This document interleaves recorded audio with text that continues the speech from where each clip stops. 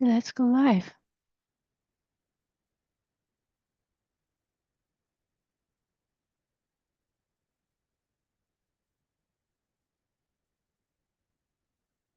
Perfect. Hello and welcome everybody to the last QBN Quantum Leadership Session in 2024.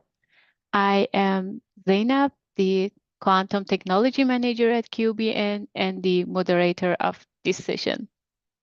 Today we will be talking about the quantum computing use cases, the diverse and transformative application of the quantum computing across various industry and domains. And we will have four esteemed speakers that they will walk us through the use cases of the quantum computing. For this session, Bayern Innovative Digitalisierung will be the supporter of us. And I am sure you will benefit a lot from the talks today and this session. So please stay with us until the very end of this session and enjoy it. So by these sessions, by the quantum leadership sessions, we meant to bring together a stellar line of QBN members. I'm sure you have been proved that this is a fact by our previous leadership sessions, and also you will see that in these sessions. This is to share their visions, solutions, and success stories and collaborative efforts to showcase their leadership position in quantum industry. But let's talk about the QBN. Our name QBN stands for Quantum Business Network, and our mission is to build a resilient quantum economy. To do so, we can claim that we are the leading innovation network for quantum technologies. We work to promote technological advancements. We help the growth acceleration and the dialogue between industry, science, and politics in Germany and also in Europe. You can think of us as a one-stop shop for quantum vendors, facilitators, and also end users. At QBN, we establish Quantum for Good to tackle global and societal challenges. What we do at QBN can be divided to two sides. On one side, we work on the business and innovation services, and also we offer the global innovation network. As for the services, we work on the strategy workshops, the investment advisory, business and use case developments, fundraising and partnerships. And that's not just it. We work on government support, business intelligence, and also internationalizations. But for the Global Innovation Network, we also do matchmaking, lobbying, and we help you to access to funding, to have these technological working groups. I will explain about them a little bit in the further. And also we help to increase the visibility, and we have these business forums and the content hub. As our network, we have more than 100 members, and it's still counting. In this picture, you see a list of our members, and I encourage you to visit our website. There you will find the list of our members and their technology, their value chain position. And by searching or checking the names or using the filters, I'm sure that you will find so many possible partners and opportunities to collaborate. And also you can know more about them, about their technology, what they do, and how to contact them. So the promises to starting a partnership and helping you to find that starts exactly from here, where you can visit just our website. As QBN, we have, as said, more than 100 international members. We also have 4 industry task forces and 5 technological working groups. Again, in our website, you can have access to all this information and know more about our working groups. I can name the working groups for you as the quantum computing and application, quantum communication, quantum sensing and imaging, quantum diamond technologies, and also photonic quantum technologies. We have initiated infinite partnerships. It's so much that is countless. And we have arranged for the private and public funding to the amount of more than 200 million euros. In the social media and also in the in-person events, in the global presence, we had initiated more than 20,000 reach. And we also have a close relation with the government in the European and also international level. In the pictures you see here, you see some QBN events. And each year we have so many events, so many forums and activities. And some of them are online, some of them are on-site. And the pictures that you see here are mostly for the on-site events, but on the right-hand side, you see some pictures of our online event. Again, to know more about them, you can visit our social media like LinkedIn. We always post them there, and you can get some insight about the previous meetings and what they were about and how the meeting went on. Being a member of a QBN brings you several benefits. You can expand your resources and influence in quantum industry. You can leverage valuable business and collaboration opportunities and also accelerate your quantum business. And how do you do that? It's just in these 7 steps of these benefits of QBN membership. One, you can connect to business and collaboration partners from your entire value chain, and you can attend the invitation-only QBN meetings. Because some of the QBN meetings are public, like this leadership session, and some of them are only for the members. So only members will have access to them, like the forums and the working group meetings. And as said, we had more than 100 members, and it's still counting, meaning that you will gain a huge visibility. And also you can join us in the international trade fair and have the appearances and business trips. You can gain deep tech and market insights by exchanging knowledge and experience and get fast access to private and public funding. And that's not all. You can also contribute to QBN's lobbying efforts, road mapping, and governance. As QBN, we are always wholly working to make this industry become better, become more resilient. And here is some news about QBN. We have recently developed a new membership type, and it's called end user membership.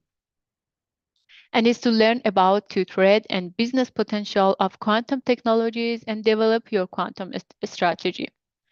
And this type of a membership is for all industry sectors, from financing, insurance, healthcare, to logistic, energy, telecommunication, automotive, defense, and security. And we try to cover all commitment levels, from the newcomer to explore their business potential, the observers to follow the tech development, those who want to develop a quantum strategy or use cases, and even for purchasers, those who want to buy turnkey solutions. This type of membership is free for SMEs. And again, in our website, you can find so much more information about it, so much more details, and know how it works and which benefits it brings to you. In my invitation to you to joining our world's leading network and accelerate your quantum business, I want to show you this map of QBN members. We are not working on only on German or European level. We also have members from the North America, like Canada and USA. And also we have members from Australia, East Asia, like Japan or Singapore. And at the chart below, you see a chart of our members. You can see that more than half of members are startups, because they are the main drivers of the quantum technology and they need support. But that's not all. We have all types and sizes of members of companies, and saying that we have also government agencies, universities, research and technology organization, to large companies, and also SMEs. If you remember, I was talking about the working group meetings and forums. For this year, we have 3 remaining meetings only for our members. 2 of them are working group meetings. One is the quantum computing applications. This will be held on the end of this month. Will be hosted by our member Daisy in Hamburg to talk about the use cases in key verticals. And another one would be about the photonic quantum technologies will be held on 27th November. But this one is an online meeting. At QBN, we also have forums. This year we had, I guess, 4 forums. And the forums are online, but not for a specific working groups. It's for all members, regardless of their value chain position or their technology. The last forum this year will be about the investment and entrepreneurship. And for the next year, for our working group quantum computing, we will have again a on-site meeting hosted by another our member, HQS Quantum Simulation in Germany. And this will be held on the end of February on 25th and 26th of Feb. Besides these meetings, we have for the next year a full agenda of the leadership sessions. We will have a leadership session on quantum cybersecurity, another one on control electronics and cryogenics, another one on the defense and space for photonic quantum technologies, quantum chip designs and testing, the quantum computers state of play, and also the use cases of quantum technology in healthcare. For the next year, we decided to cover a broad spectrum of topics interesting for everybody in this industry. And to know more about the exact date of them and the topics that will be discussed in these meetings, I encourage you to visit our website at qbn.org. And you can also there book a ticket. The tickets are free. You can book a ticket and you will get every notification about these events and also the access info. At QBN, this is our goal. We want to build a resilient and sustainable quantum economy together. So I invite you to follow us on our social media in LinkedIn, X, and YouTube. In YouTube, you can also see our previous quantum leadership sessions. In our X and LinkedIn, you can get the latest news about the QBN and also our members. And you can also sign up to our QBN portal to get every month our newsletter and job opportunities and also collaboration opportunities from us. But let's go to the topic of today's meeting, the leadership session. Before I start, I would like to ask you to, after each talk, you can write your question in the Q&A box. And also when the speakers will answer your questions. And if you like, you can also request a mic open. I can open your mic and then you can ask your question easily. For those who are following us from YouTube, you can also ask your questions in the chat box. And I encourage you to subscribe to our channel and follow us for our repetitive leadership sessions, and you will benefit so much from that. At the end, I would like to show you a list of today's agenda. I had briefly explained our QBN activities and the news about us. Following this, we will have 4 very interesting talks, starting with Jonas Stein from Aquarius, the Vincent Martin from Pascal, and also Marta Estrales from Kilimanjaro Quantum Tech, and also Sebastian Sanka from the HQS Quantum Simulation. For now, I would stop sharing my screen and I would ask Jonas Stein to start sharing his screen to talk about the exploring industrial quantum applications for optimization problem. Thank you for listening to me.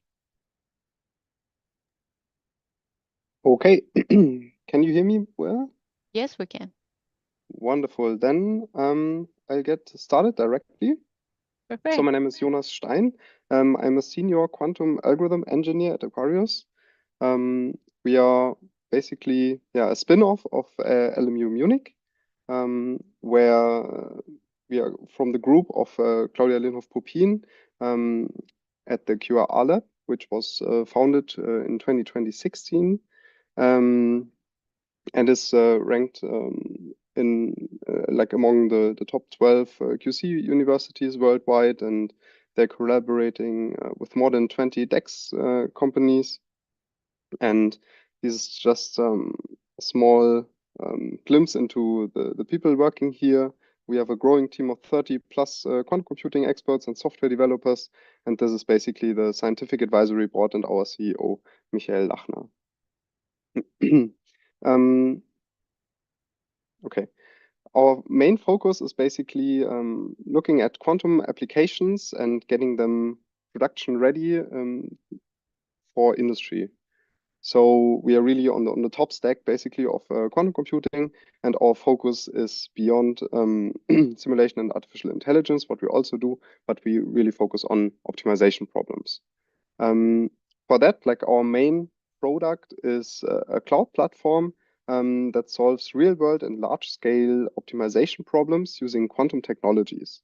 The three main things that we do there, or we allow our customers to do there, is seeing when quantum computing should be used. We also recommend basically the best hardware and algorithm for any given use case. And basically we take the role of your affordable quantum experts if you are not only interested in the platform, but also maybe some face-to-face service for specific use cases, etc. We do all that. And to summarize the platform in one sentence, we solve the most challenging optimization problems by intelligently applying the most suitable solution from all available quantum, hybrid, and classical approaches. So we are not purely focused on quantum, although this is our main area of expertise. We also offer classical and hybrid approaches. And now the last slide for the Luna platform, before I jump into the use cases. Basically, Luna is split up into three components, into three main components. The first one being Luna Solve, where we allow our users to solve their optimization problems with the best combination of software and hardware, and doing that, of course, then efficiently. The second pillar is Luna Bench, where we allow a clever evaluation of your algorithm or use case against, of course, the state-of-the-art approaches, be it classical, quantum, or hybrid, to then, of course, estimate some quantum advantage. And finally, we also offer access to quantum hardware directly, so that you don't really have to figure that out yourself. We already offer that within the platform and allow you to run your own custom algorithms as well to solve use cases from whatever domain basically you're from. Okay, now coming to the use cases, I've brought two example use cases of what we're doing in terms of research and industry projects right now, and also in the last couple of months and years.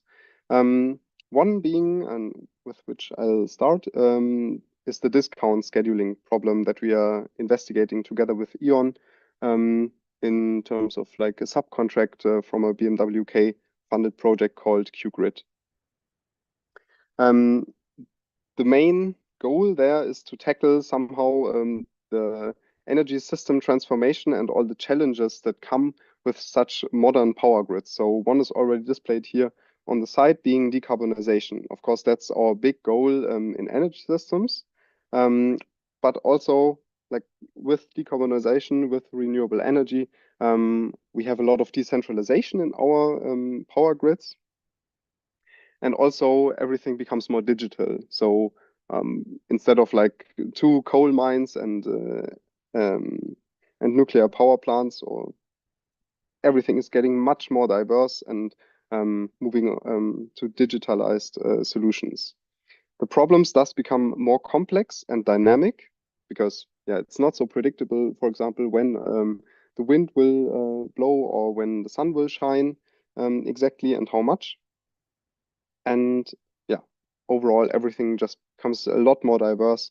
And we really need more real-time solutions because the weather conditions can change in real time. And then we have to figure out how to manage our power grid to still be able to fulfill its job in generating enough power to make up for the load that is put on the system by end users and industry. The basic question that we looked into for this use case is basically how can we shift the load that is being put on the power grid to increase the utilization of renewable energy. So renewable energy is, of course, something very cool because we use a lot less carbon for that, and it's very desirable. And the approach that we are taking for this is called discount scheduling. And the idea is basically that we allow the price for each or for the energy that is being consumed to be dynamic. So we allow the price to vary over the course of a day, depending, for example, on the weather conditions. And for that, of course, we have to assume that there's some flexibility for the customers and also for industry customers when they actually need to consume the power, which is, for example, a reasonable thing to assume if you think about an electric vehicle that will stay at home more or less the whole weekend or for whatever reason. It doesn't really matter so much when exactly it's going to be charged. It doesn't have to be charged directly when you plug it in if you already know that you won't need it directly. Rather, you can wait until a specific point in time where there's a lot more renewable energy in the system that also should be used because you don't really want to have excess energy in your system anyway. So I have brought a specific example for this. We have a curve here basically of the CO2 intensity of the energy that is being consumed. So let's assume this is a whole day, and in the morning it's more or less not so intense sun that we get. There might be some clouds overhead and so on. And then during the morning or noon, there will be a lot more sun, for which then there will be a lot more solar power in the system. And then maybe in the afternoon, it becomes somewhat more cloudy again, where there would be then more CO2 intensity. And let's say in the evening, there's a lot of wind blowing, then also the CO2 intensity would go down. And on the bottom here now, we have two example customers basically, or people that put load on the power grid. One being Alice from industry and Bob being a simple resident.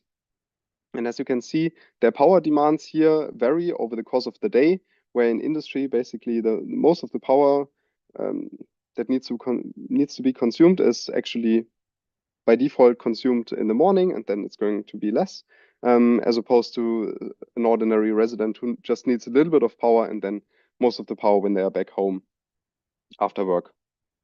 And the idea is now that we look into each individual point in time basically, and we think about, okay, can we give some discounts on the energy price, or can we make it more expensive or less expensive to incentivize the users to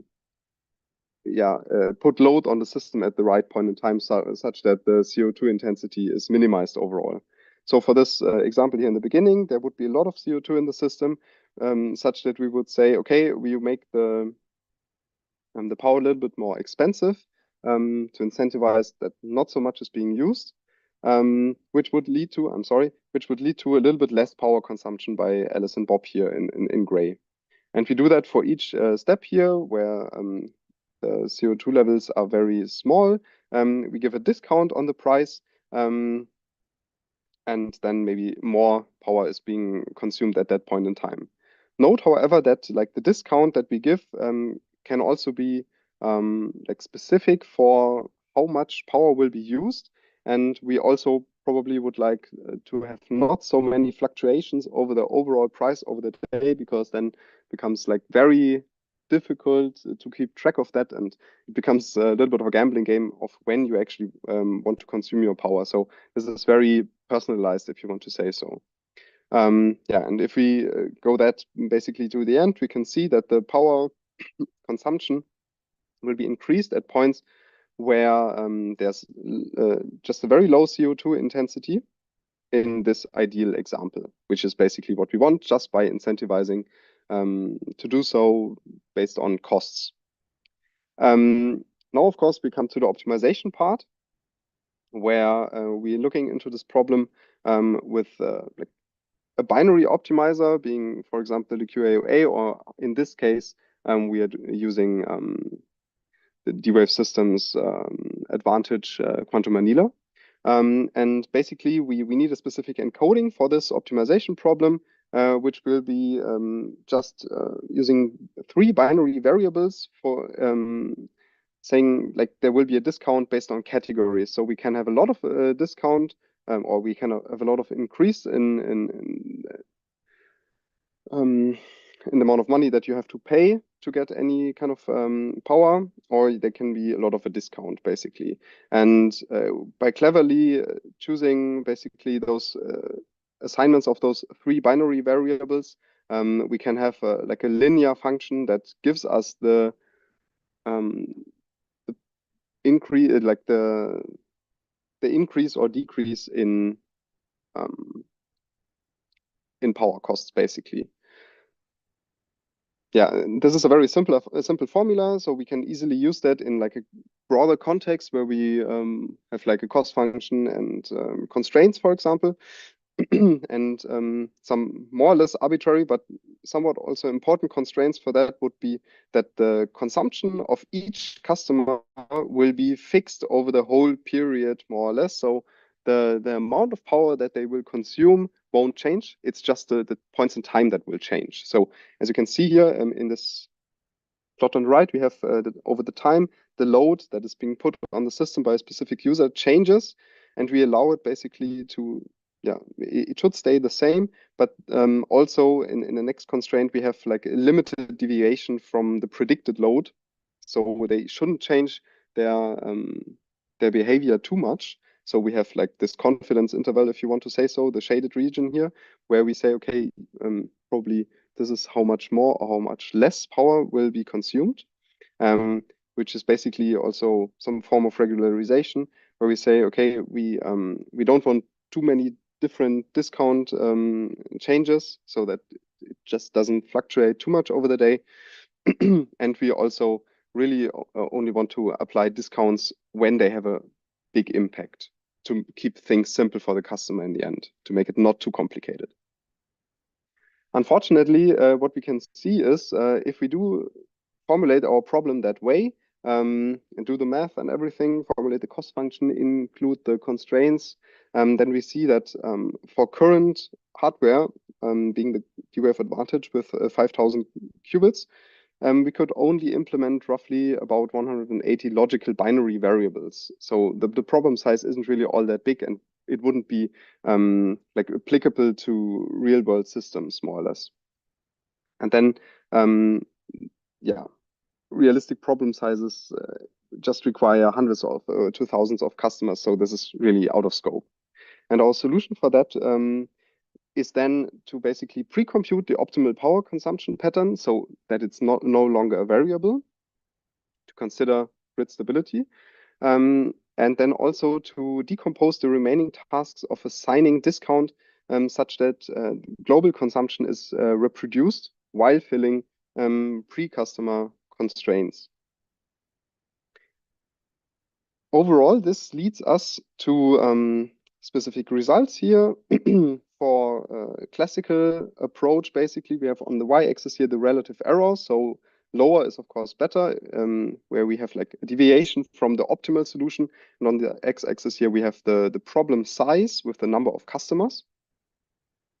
And there we can see for small problem sizes, the classical approach still works quite nicely, has like 1% deviation roughly, or not too much, at least a lot less than 10% deviation from the optimal result. But as soon as we get to like really big problem instances, yeah, it can't really handle this difficulty and size of problems anymore. If you look at a hybrid quantum algorithm using like the D-Wave leap, we see that we have an improved solution quality at larger problems, which is very interesting. And we also have seen this in many more use cases where the solution quality of D-Wave hybrid approaches can really beat classical branch and bound solvers, which is basically our classical solver here, being like Cplex or Gurobi or whatever you imagine for those. Then if we looked into a decomposed version of the problem, we can get even better solutions. Still with the hybrid quantum approach here, we can see that we can beat the hybrid quantum approach without decomposition, such that like for this problem, it seems to make sense to really decompose it well. And overall, the best solutions that we get are actually if we use a decomposed version and then use a classical solver. So somewhat the quantum solvers here being in the middle and the purely classical solver in the end beating everything more or less. Yeah, but that's the way it is. And even if we just find a classical solution for this specific problem, we are already happy for our customer. Okay. I think I don't have too much time left to go into the topology optimization use case in detail. Maybe just very quickly motivating the problem that we have and then showing you directly the results. So topology optimization is a use case that we are looking into together with BMW, also in form of a subcontract in a BMW K funded project called Q Challenge. In this specific use case, we are given some kind of design space for a specific product, and we want to minimize the number or the amount of material that we have to use for this product while maintaining stability. The principal approach is using the finite element method to discretize this design space, and then basically saying more or less to a 3D printer, okay, please fill in these parts of the finite element grid to form the overall material or product shape, such that we use less material but still remain with a very strong product basically that still holds up to specific boundary conditions. For example, that you can bolt down those holes here basically to hold whatever you need to hold. For this, we introduced a specific class of optimization problems that basically say, okay, if you have this kind of a simulation problem where you have an optimization problem where you actually have to simulate what is happening. I'm sorry to go back here. That simulates how this envisioned form of the project behaves. Then we can solve this simulation problem using a quantum approach, for example, with the quantum singular value transformation and like a linear system of equations.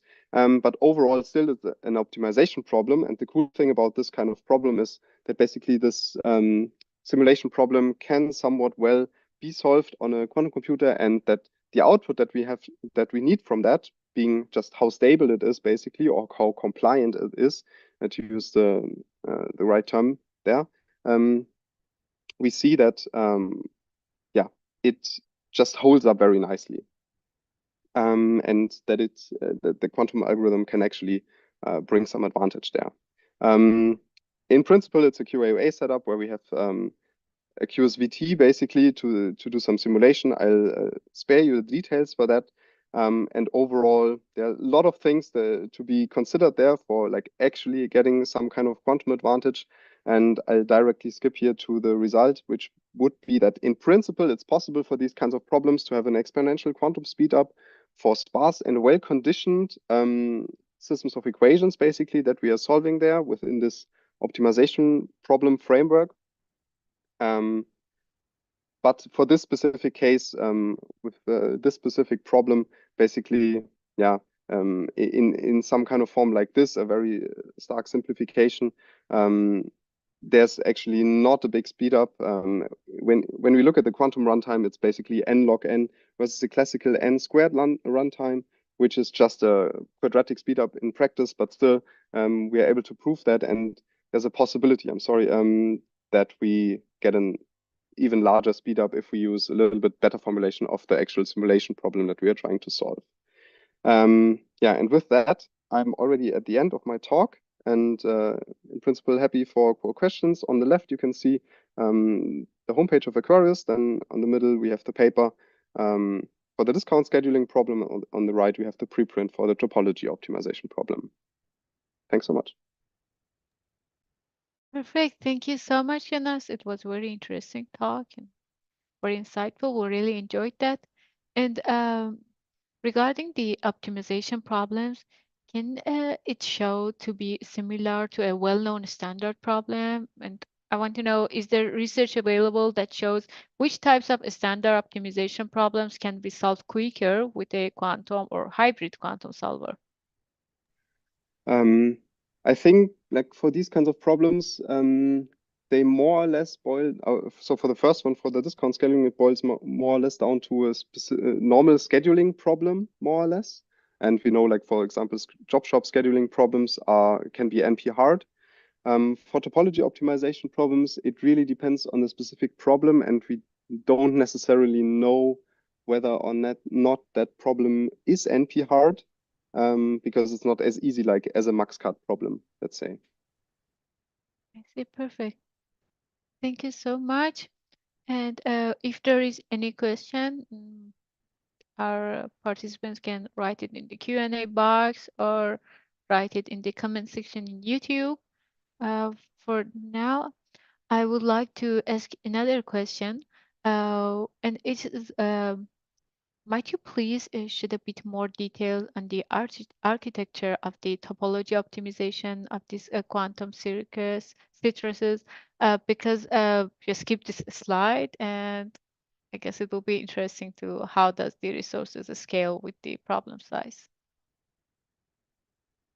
Of course, yeah. Let me just quickly go back to the specific slide.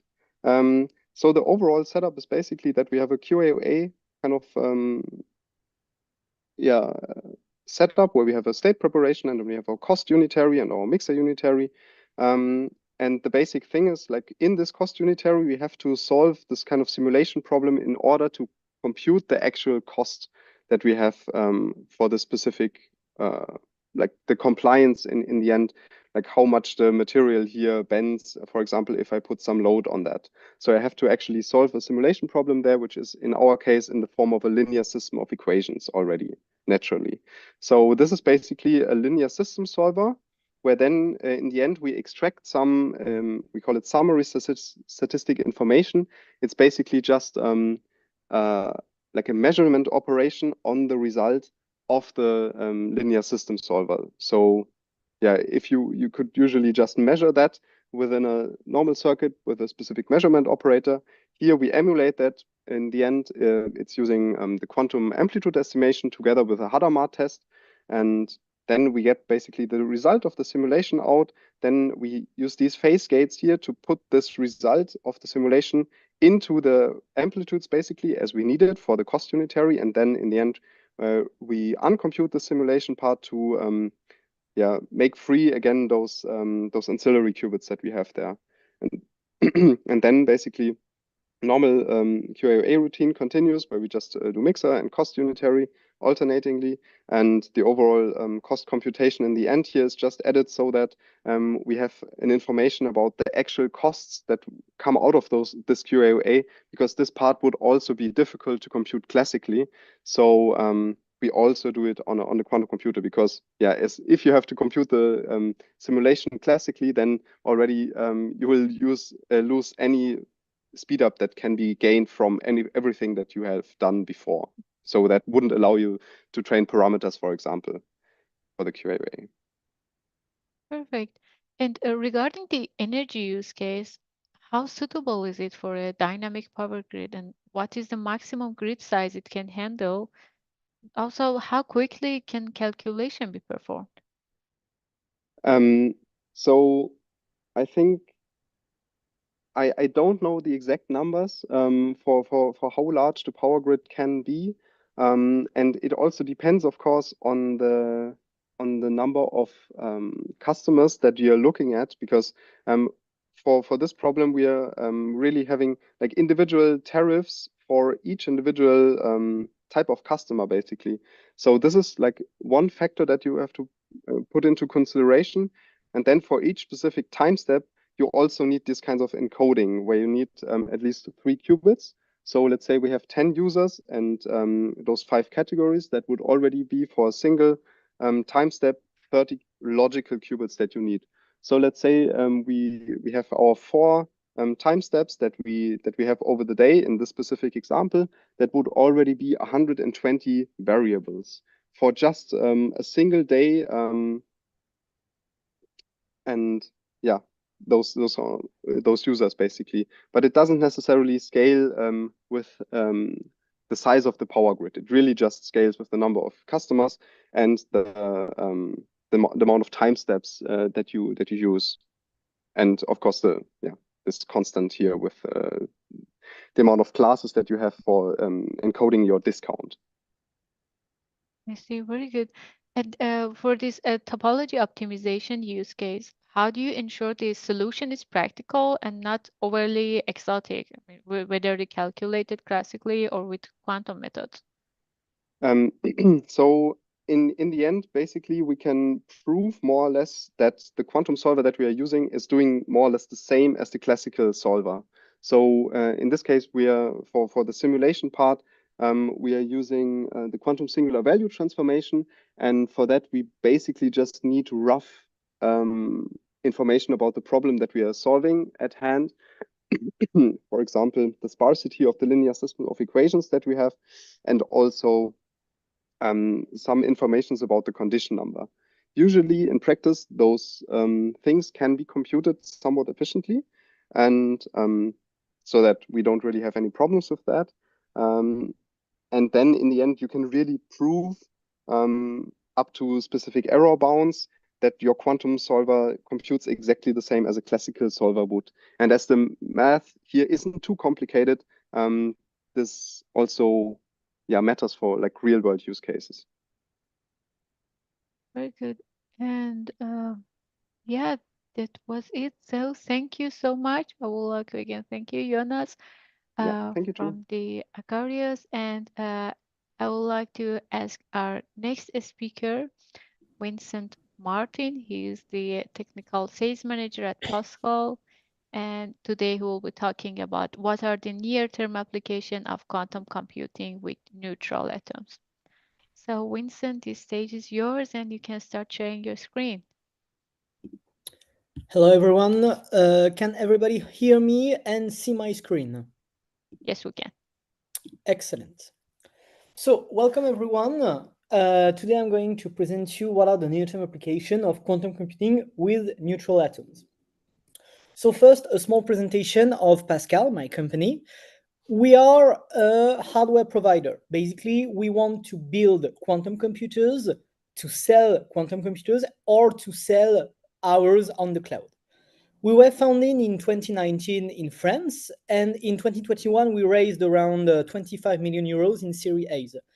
In 2022, one of our co-founder, the Professor Alain Aspect, was awarded the Nobel Prizes in physics for his experiments throughout all his life.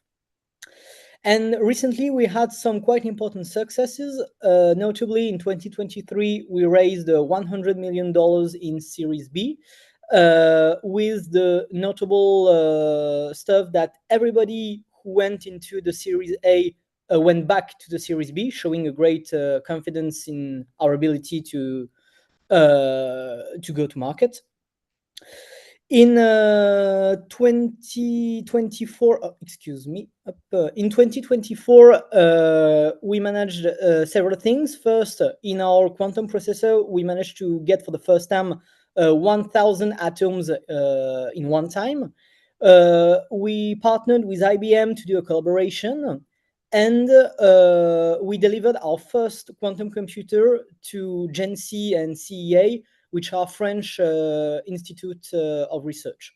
One last thing that is not mentioned on this graph is that we are the first worldwide quantum computing company to have sold a quantum computer to a private actor, which is Aramco, and we will be installing this quantum computer in the next year.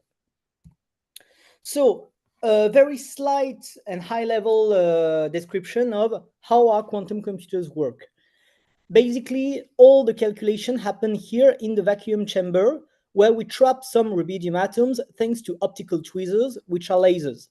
And then the atoms have one electron of valence, and the energy of this electron is going to be the state of our qubit. If it has a low energy, it is going to be the state 0, and if it has a high energy, it's going to be the state 1. Then, if we want to evolve the state of our quantum system, we shine another laser, which is not represented on this graph, and we make a continuous evolution of our system up to a final state, which will encode a solution of a particular problem. And we can, thanks to a camera, take shots of the final state of our quantum system in order to retrieve some information. A small roadmap of what we want to produce. Basically, the first line here, the technology line, is what we want to have in R&D in the years to come. And the products line is what we are able to sell and distribute on the market. So you see there is a slight shift between what we have in R&D and what we can provide to different customers. What you should be mainly focusing on is first the number of qubits, as it is everybody. It interests everybody, and it kind of shows the computing capabilities of one another. So by the end of next year, we should have around 1,000 qubits, maybe a bit more, maybe a bit less. And we will be able to have much more addressability, meaning that we will be able to act on each qubits individually. So now I want to show you what is one of the main differentiating point, of Pascal compared to other hardware providers. When you want to do quantum computing, you have basically two ways of doing it, either a digital approach or an analog approach. A digital approach, it's very easy to understand. It's like with classical computers. You have a set of qubits, and you act discretely on them thanks to logical gates. In quantum computing, the only difference is that you have quantum gates, meaning you're going to have Hadamard or Toffoli gates instead of AND OR gates in classical computers. The appeal of the digital approach, and the reason why everybody wants to do it, is that it is universal. Every quantum algorithm that you can think of, you can do it in a digital approach. The main problem is that for the moment, the gate fidelities in every hardware possible is not good enough if you want to do, more than 100, 200 operations. Meaning that the information is lost after a certain number of operations, which is very small compared to what we would need in order to do some meaningful calculations. On the other hand, you have the analog approach. So what is the analog approach? It's a bit more complicated to understand. Basically, instead of having a punctual operation on each of your qubits, you're going to shine a big laser on all your quantum system, all your qubits, and this laser is going to make your whole system evolve continuously up until a final state, which, if you chose the right characteristics of your lasers and the right placements of your qubits, it's going to encode the solution of a problem of interest that you want to solve. The inconvenience of the analog approach is that you can't do everything. It's not universal, and you have a quite restricted set of problems that you can solve. But on the other hand, it is very resistant to noise, and you can, in fact, do a much bigger number of equivalent operations compared to a digital approach, without the noise being a problem. So this is the approach that is probably the most, promising in terms of early quantum advantage. And the technology of Pascal is extremely well suited to do an analog approach of quantum computing. So a small animation to understand how calculation is done inside one of our quantum computers. So basically here you have different qubits, which are disposed in a certain disposition, excuse me. And you see that when they are close enough to each other, they have these small edges between them, which means that they are interacting. And if they are too further apart, they are not interacting.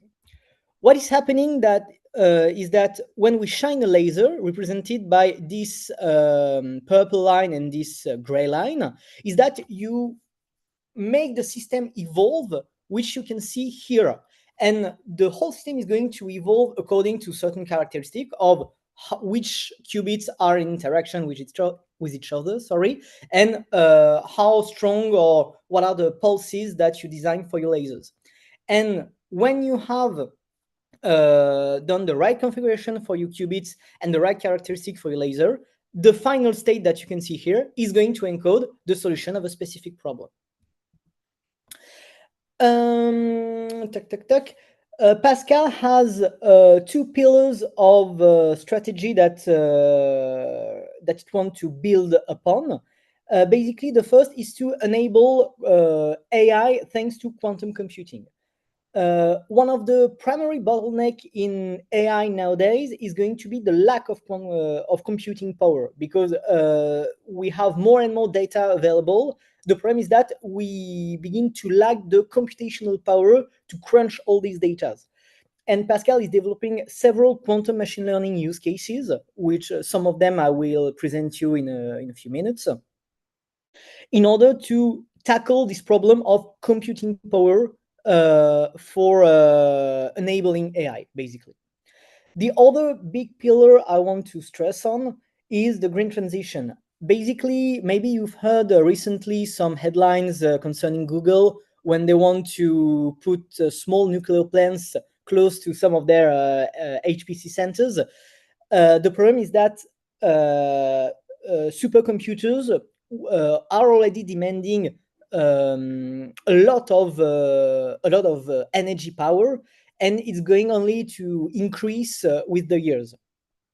And to give you a rough idea of what Pascal can bring to the table, our flagship quantum computer for the moment, on which we run some hours that we sell on the cloud, is Fresnel 1, and it's using only 3 kilowatts of power. Basically, it's 3 hair dryers. And when you compare that to one supercomputer, which is around 2 megawatts of power, you see that there are 3 orders of magnitude. And this is possible in part because Pascal technology, work on room temperature. Not contrary to IBM or Alice Mob or some other startups, mainly using supraconducting qubits. We are not refrigerating our qubits on a macroscopic level, and so we do not need a tremendous use of energy consumption. So now I'm going to present to you 3 different use cases. The first one being the ability to predict toxicity in a set of molecules. Basically, laboratories have only been able for the moment to assess a small fraction of environmental chemicals for harmful effects due to the cost and the duration required if you want to test each of them in a lab. And of course, you can try to predict the toxicity of some molecules by computational methods. The problem is that it is extremely costly in terms of money and in terms of time. So researchers have been trying to find ways to lower the cost and the time required to predict the toxicity of some molecules. One aspect that has been explored was to basically model molecules via graph in order to predict like some repeating patterns of toxic molecules through their representation as a graph, and to predict if the real molecule is going to be toxic or not. And the problem is that graph data can be extremely challenging to manipulate. And of course, there have been solutions divided to tackle this problem. One of them was the graph kernel methods, which basically calculates a distance between two objects. Basically, if you have a certain molecule and you encode it in a graph, you will want to calculate the distance of this molecule to an ensemble of different molecules that you know to be toxic and encoded as graphs. And inspired by these kernel methods, Pascal has developed a quantum evolution kernel and successfully used it to predict the toxicity of chemicals in the dataset of the predictive toxicity challenge on female mice. There were two aspects that were notable to stress. The first is that we returned comparable scores with other well-known classical graph machine learning methods while using quantum computing methods that run, and I want to stress upon that run on our QPUs. We didn't emulate anything. We did not run it on classical computers. We did those quantum evolution kernel methods on our quantum computers. So this is one of the points to stress. And the other is that the quantum evolution kernel has the ability to also compare global properties of graphs compared to only local properties of graph when you use classical graph kernel methods. So this was the first use case. The second one, staying a bit in the life science, is drug discovery. Basically, in a very similar fashion to the previous example, when you want to design a new medicine, you need to do a very heavy investigating process between the drug and the target harmful protein that you are trying to counteract the effects of. Because the proteins, they live and function inside cells, or even sometimes inside your blood or any basically environment of your body. The most common chemical present here is water. And the problem is that water can impact hugely the way a protein can interact with the drug and with your cell. So, of course, it is once again possible to do in vitro experiments. It's possible to do numerical computational techniques, but both are once again very costly and very time consuming. An alternative approach is first to finding the water density in the protein pockets and then extracting the water molecule position from the density. However, once again, the number of configurations corresponding to a given density remains extremely large for classical methods to tackle, and this is why, for the moment, there are only heuristics on how to solve this problem. One use case that we did with Qubit Pharmaceutical is to devise a hybrid quantum classical approach, which first find the water density information in the protein, which you can see on the left on my screen. This is done very classically, and then only after, we use a quantum algorithm created by Pascal to locate the water molecule inside any pocket, even if they are buried inside the 3D structures.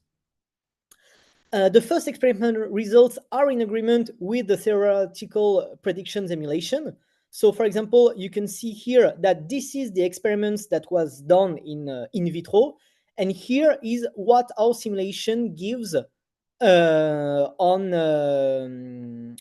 an emulation. The full version of this algorithm will be implemented on the next generation of neutral atom machine that will be operating with 1000 qubits. But for the moment, this was only an emulation, contrary to the previous use cases. but the emulations simulating also the different potential noise that can happen on a real quantum computer, it is quite promising for the use case that we want to test as soon as we have the technology, basically. The last use case I want to highlight is Crédit Agricole Corporate Investment Banking credit risk scoring. Basically, to give you an idea of the situation, a lot of banks want to be able to predict whether a financial actor of the system is going to have its credit score downgraded before the downgrade actually happens. It is hugely important in order to manage financial risk and to give some insight into loans that could be potentially problematic. And it can help them equilibrate their portfolio and other different stuff like that. So, of course, CACIB, Crédit Agricole Corporate Investment Banking, has their model of their own to anticipate such credit downgrades, which are called fallen angels. The technique they have at the moment is they apply a random forest classifier, which is a machine learning technique that classify a data set and use decision trees. Basically, what they had for this particular algorithm was 1,200 decision trees in order to take a decision at the end if it was going to be a fallen angel or not. And what Pascal brought to the table, was to once again create a hybrid classical quantum classification algorithm, which was called QBoost. And once again, like the first example, this algorithm was implemented on a Pascal quantum computer. What the results were is that we had the same precision and the same recall as the machine learning algorithm that was used by Crédit Agricole. But what we did is that we managed to have this same precision and recall with 24 less decision trees. Like basically with only 50 decision trees compared to 1,200 decision trees, we managed to have exactly the same capacity to predict if it was going to be or not a fallen angel. And of course, this reduction in the decision trees was met with a 3.5 runtime reduction versus the classical solution. But also, there was a huge problem of interpretability of the decision of your algorithm, because basically, when you have more than 1,000 decision trees, you do not understand why your algorithm takes such a decision at the end. And not in particular for this algorithm, but for a lot of algorithms, it can be really important to understand why the decision was taken at the end. And this is why they were extremely happy with the results of our use cases.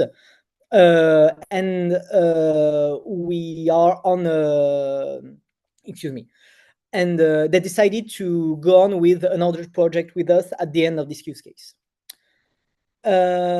This is all for what I wanted to present today. So if you have any questions, now is the time to ask them. Thanks a lot. Perfect. Thank you so much, Vincent. We really enjoyed it, and it was a very great presentation. I have a question regarding the quantum computers that you have mentioned. Do you know that when will the quantum computers from Gen-C and Jülich be operational? So to be completely honest, I think the Gen-C should have been operational right now, and it will be operational in the next months, if not weeks, if my memory is correct. For the Jülich one, it's going to take a bit more time. I think it will be available in the first semester of 2025. Okay. And for the Aramco one, it's going to be at the end of the 2025 year. Oh, perfect. And the slides that you showed us, there was an image on slide number 3. No worries. And yeah, if you don't mind, could you please share it and tell which kind of camera did you use to take that image? This one? Yeah, To be honest, I'm a mathematician and not a physicist. I have no idea which are the technical details of which camera was used to take such I shots. see. I'm sorry. Okay, perfect. No problem. And there was a recent paper of Pascal with 1000 atoms trapped was highlighting in the cryogenic setup, as well as the previous record-breaking paper. How much energy would such a setup consume? In the recent evaluation, if my memory is correct, it's going to be a bit more than 3 kilowatts, but it should remain in the 10 kilowatts order of magnitude, basically, I see. because we are not refrigerating our whole how could I say setup. We are just refrigerating the vacuum chamber which is here, and Mhm, we do not need like a large cryogenic, excuse me, apparatus. mhm. I see. And for these use cases, they are calculated as analog problem Hamiltonians or on the quantum computer. They are all at least like basically those two are completely analog algorithms. Mm-hmm. And this one will need some addressability, and this is why we have only run it on emulator for the moment. Basically, what we need and we are going to have in the next months is the ability to tweak each atoms individually and to apply to them Z gate basically individually. Mm-hmm. And when we will have this possibility, we will be able to do such an algorithm, and it will be a mix between digital and analog approach. I see. And for this use case, CACIB, what is the estimated energy advantage of the hybrid quantum solution? Oh, this is a good question that Mhm. I don't know and that nobody asked me before, but this is indeed a good question. I have no idea, but basically, I know that it was used on a small supercomputer for the CASIB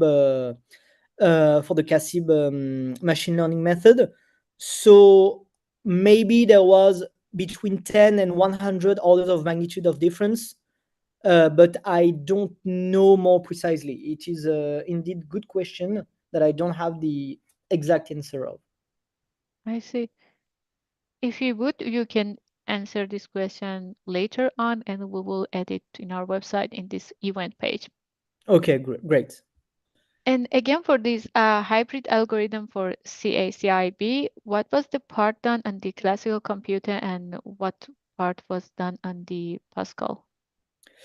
Basically, the part this was a collaboration with multiverse computing. If some people knows about this quantum startup, the idea of the how could I say, the idea of the algorithm, if I remember correctly, is that we try to do column generation. What was it? Just give me a second. Yes, basically, what was done on the how can I say, on the classical side is that we divided the problem between a master problem and a sub problem, and the master problem was run on the classical computer, and it iterated each time a sub problem, which this one was solved on the quantum computer, and it was done basically to have a smaller problem that was able to fit in the 50 qubits of our quantum computers, and then the answer of this subproblem was was sent back to the master problem, which edited some of its variables, and then the loop was going on until there was I don't remember the stop criteria, but it was basically that, like, you had a master problem Mhm. managed by the classical part and the subproblem managed by the quantum part. And if you want some more uh,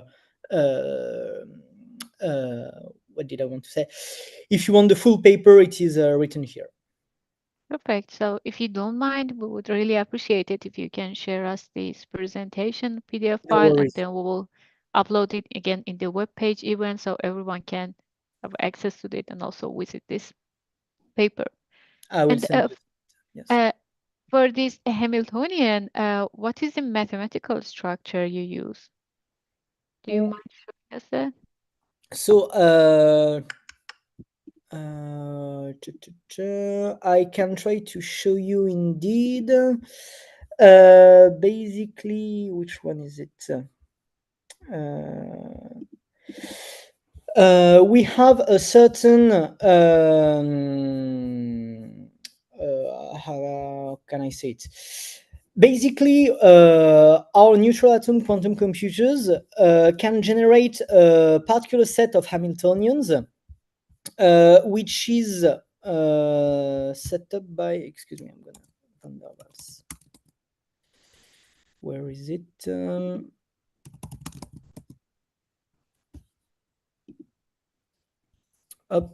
Yep, this is the Hamiltonian that our quantum computers can initiate.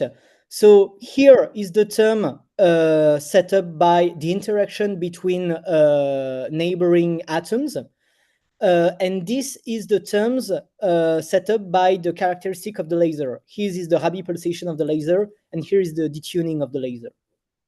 So this is the kind of terms that the kind of Hamiltonians that we can set up in our Hamiltonians. Perfect. Thank you so much for sharing that. And I have another question that in healthcare, studies are typically time consuming and with many regulations. So regarding the drug discovery use case, how open is the community to quantum computing results? They are very open. Like this is one of our main partnership targets because they basically know that even if we can cut the time required by 2, like it is already like billions of dollars for every company. So they are very receptive, and we have been doing collaboration with Johnson & Johnson, for example. We are in discussion with some other potential partners, but as we have not signed anything for the moment, I cannot disclose the name. But they are one of our primary targets in trying first to reach a quantum advantage, and second, to do use cases while trying to get to this advantage as soon as possible. Perfect. Very good. I wish you much prosperity and success in your way and with all the things that Pascal is doing. Thank you again for this presentation today and answering all the questions. I would like to now go with our next speaker, Marta Starellas. She is the CEO of the Kilimanjaro Quantum Technology. And today she will be talking about the path to quantum advantage with Kilimanjaro's analog QASIC. So Martha, you can start sharing your screen, and thank you for being here today. Hello, everybody. Thank you for inviting me. Very nice to be here. So let me share the screen. You can see it, right? Yes, we can. Okay, so today I wanted to make maybe a bit of a different presentation than the ones I'm used to. Not talking so much about the use cases that we are focusing right now in Kilimanjaro, which I reckon they are going to be very similar to what other companies and what other groups are focusing on, but talking a bit more on why we decided to pursue the route that we are pursuing. And that has a lot to do with the use cases, because they were in fact the use cases what drove us to make some decisions on the architecture that we chose. And I want to explain this story based on my own story. I want to explain how I ended up in Kilimanjaro based on the different research that I was pursuing. And you will see along the slides and the presentation that there's a very clear link. So let's start. So everything starts in 2014.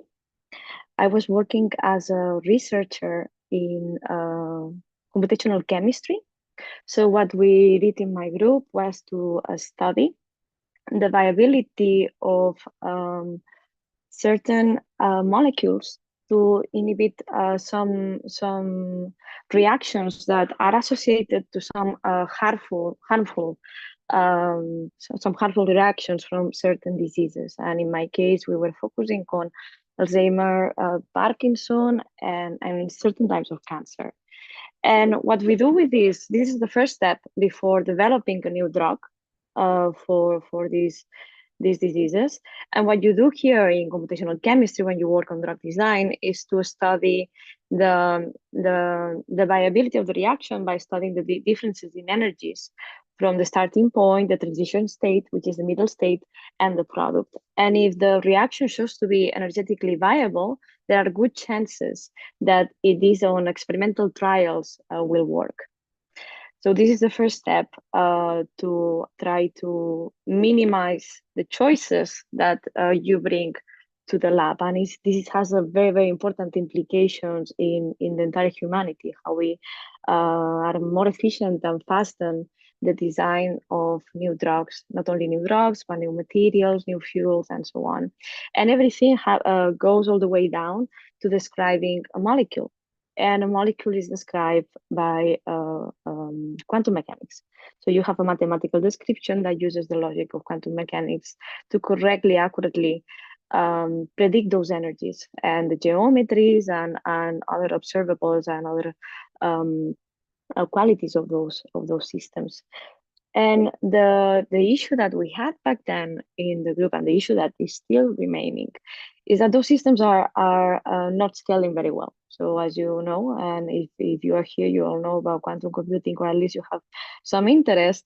The systems that are intrinsically quantum do have a lot of degrees of freedom, and they need a lot of resources, computational resources to be described. And that's when quantum computers become interesting. And that's actually, in fact, the first time I realized that there must be a better way to do the simulations I was doing in my research group. And that's what made me move into quantum computing. And the next step was my PhD. I moved to the UK. I was at the University of York, and I enrolled a PhD in theoretical physics because I wanted to become an expert in physics, coming from chemistry, and start being able to contribute into quantum computing because I was, and I am, so convinced that that was the way forward in order to solve the problems that actually I wanted to solve. And during that time, I was working on some models that are called spin networks or spin chains, which is the simplest of the spin networks. And spin networks are nothing else than you could regard them as coupled qubits that behave under the dynamics of a specific Hamiltonian, and they are very much used to study and understand many body physics and condensed matter physics, which at the end of the day is the basics of how materials work. So what we were doing in that research was to study transport in those systems, both transport of information, but also transport of energy, and also how we could exploit these systems to perform some quantum information tasks that would be, for instance, interesting for quantum communication. And one of the examples was a way to make resilient gates to generate entanglement pairs that would be useful not only for computation, but also for sensing, for communications, like short distance communications, because long distance communication, I think, is quite established that photonics is the way to go. But when you are dealing with very short distances, like let's imagine modular quantum computing, where you need to connect different quantum processors among each other, you want to connect them via entanglement links, you cannot go through the hassle of transforming your degrees of quantum information from spin degrees of freedom into light degrees of freedom, because that takes a lot of resources and errors. So one way to do this is to have a physical link that is made of the same material, of the same platform to connect among them. And spin chains or spin networks were a way to simulate these links. So if you notice this, the previous application and this one have something in common, and is that they are intrinsically analog. I haven't talked about gates yet. But back then I was thinking, okay, this is very nice, this is very interesting, this is like quantum simulation. But I really wanted to go to jump into real quantum computing, and I thought that real quantum computing was only about gates. And I moved into my postdoc in Japan, and I started working, amongst other things, on quantum error correction. And I don't know if you are familiar with quantum error correction, but this is basically one of the limiting factors that we have at the moment to have fault-tolerant digital quantum computers. Once we have quantum error correction implemented and scaled, we will have practical, wide usable digital quantum computers. Because at the moment, what is limiting us from having this practicality are the errors. And there are many quantum error correction codes, but one of the most popular, and I'm sure you heard of it, is the surface code. Surface code, what it does is to use a combination of ancillas, of data qubits and measurement qubits, in order to encode into many physical qubits some logical qubits in a more robust way. And you keep doing many measurements and syndrome analysis in order to correct for any error happening in this surface code. But have you ever thought how we do circuits with the surface code? And here is what the point I wanted to make. This is what I discovered during my research, that it was very, very complex.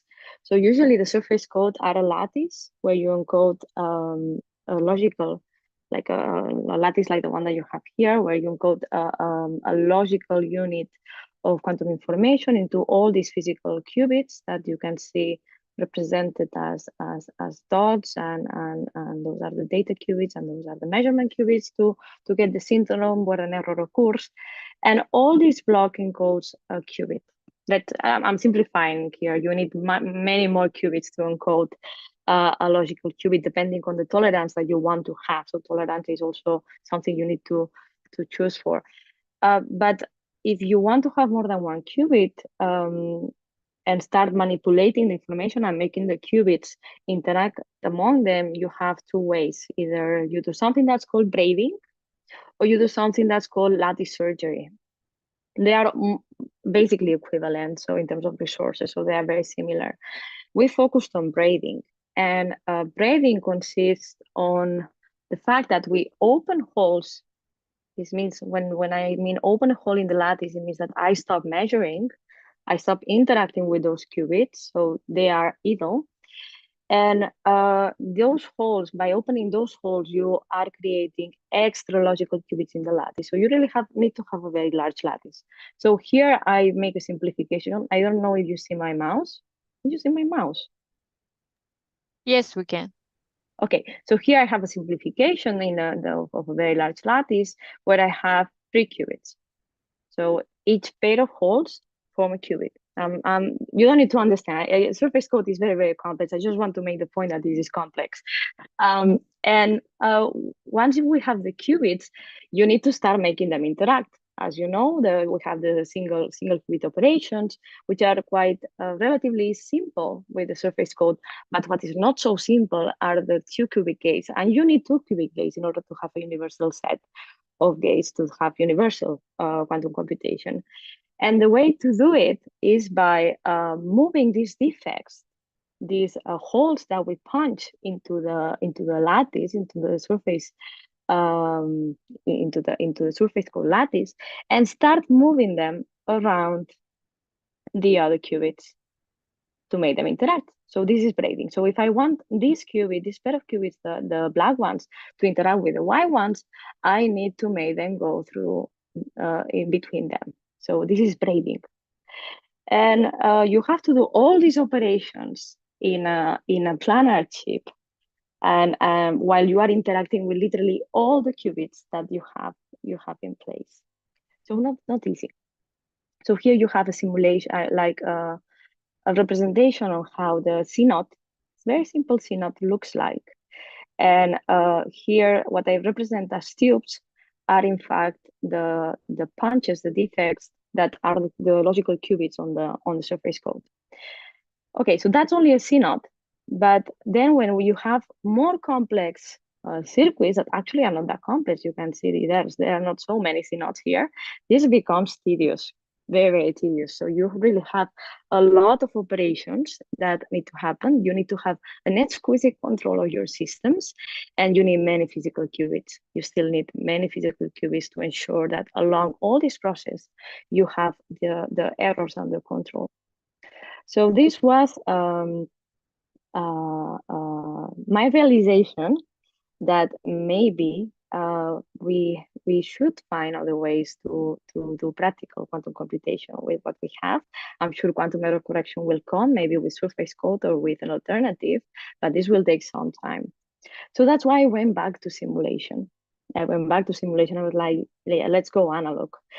And well, this is not important. I was studying some exotic phases of matter. I don't know if you heard of time crystals, but time crystals are systems that break not only a space translation symmetry, but also they break time translation symmetry. And they are quite interesting for metrology applications or to be used as quantum memories. And we were studying them with analog systems. And also we started doing something that back then we called just simulation. It was back in 2020. So OpenAI and ChatGPT were not as trendy as they are now. And there was not the big boom of AI. So we used to call this simulation or quantum reservoirs. Now I like to call it quantum AI for the sake of being trendy. But it's true, it's nothing more than trying to exploit the complexity that is inherent on the Hilbert space and the quantum systems to do some data processing tasks. So we were using these analog systems as the hidden layer of neural networks to see if we could do classification tasks with them. And we use this. We did this via simulation, so we didn't use a real quantum system. But the preliminary results show that indeed you can classify images using these systems. We used the typical set of data set of the nearest 100 digits, but still we were able to achieve very nice outcomes. So this is a little bit of the point that I wanted to make here with my research history and a bit of examples on what brought me here. And it's the conclusion that digital quantum computers have plenty of power, and I'm sure they will arrive soon. But there are other ways to do things in the meantime while we are waiting for covering this gap for having quantum error corrected chips for digital fault tolerant quantum computers. And this is there's another realization for that. There's another reason for pursuing an alternative, and is going back to the origins of quantum computation. And I always like to quote Feynman because we like to add an additional part to it. That he used to say that nature is classical. Nature is intrinsically quantum, and if you want an accurate description of it, you better use a quantum computer. And to this, we also dare to add a quote on Feynman's quote that says, the same way that nature is not classical, it's not digital either. Nature is analog. And if you want an accurate description of it, you better use an analog quantum computer. And also, another point for doing that is that if we go back to the history of computing, classical computing, some of the first applications of computing came from the hand of analog classical computers. This is back into the 1940s. This was a huge and very ugly, in my opinion, machine that was an analog machine used to calculate flight trajectories and other continuous variable applications. And those were the ones to be the first giving providing some economical value, some interesting advantage. And they were generally focus on app-specific problems. So they were not universal, they were not general purpose, but focusing on a very specific application where they could provide, or a family of applications, where they could provide a real value.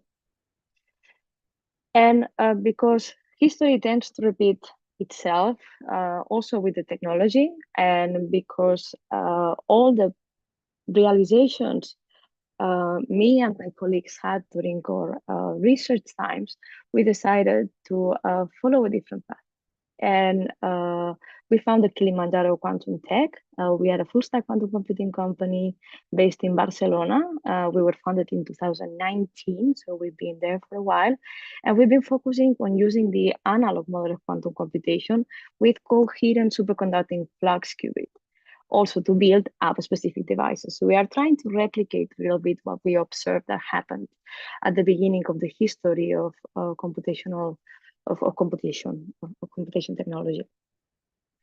And we do end-to-end quantum computers from the application layer to the hardware. That's why we are full stack. And we focus on doing an co-design exercise that aims at bringing as close as possible the design and the fabrication of the chip, of the hardware, to a specific use case.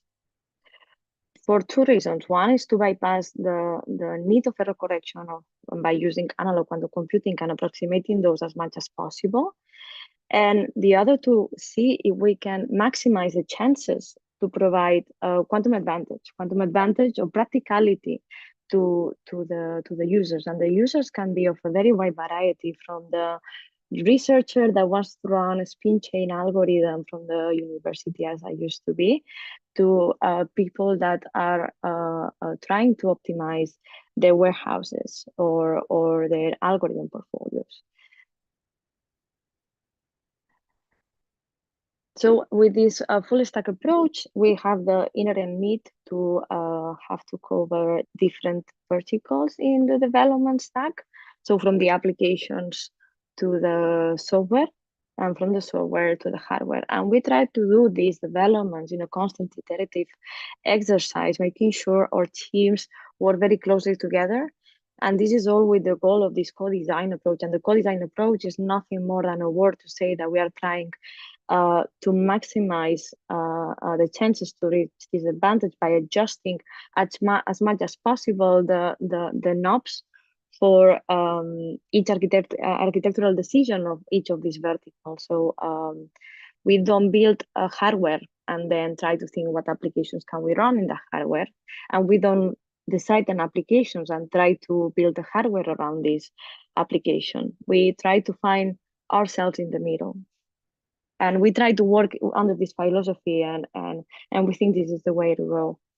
And our full stack covers a set of layers that are here ordered at the level of abstraction. So first we have the I would call the access layer, which is what connects the user to the platform.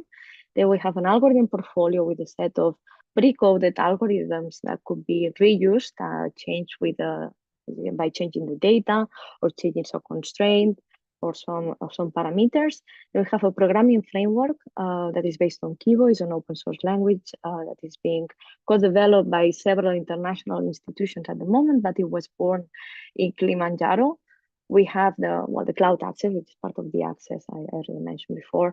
Then the hardware control, which is the operating system that you need to translate the high-level description of the algorithm and the problem you want to solve all the way down to a language that the machine can understand.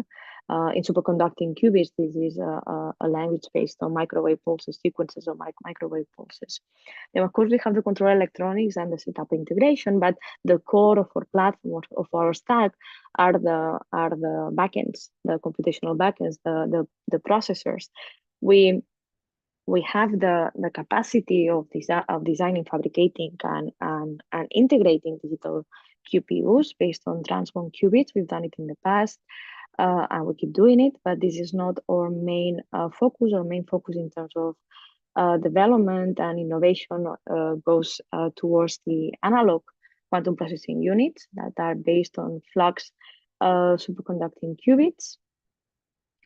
And also we add to it classical emulators, because we don't believe quantum will be,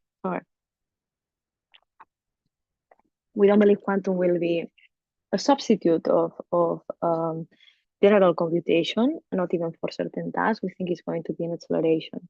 So it's very important to have a hybridized approach for us and start building the platform with this hybridized vision. Then what do we sell and how do we sell it? So we have a full stack computer that we develop, and we commercialize it in different ways. So one of them is by deploying quantum computers in premise, and we have two major examples on how we did this. We deployed the first quantum computer in Abu Dhabi at the TII, which is a research center.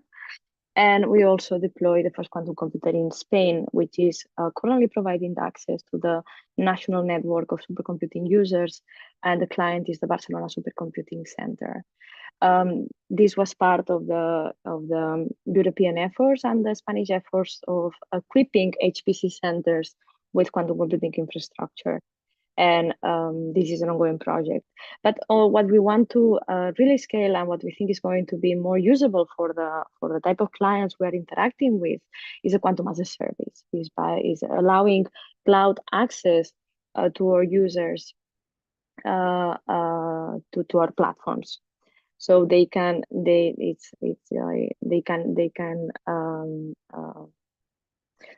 use the platforms for a certain amount of time and not having to go through the hassle of maintaining and taking care of the complexity of having this full infrastructure in their premises.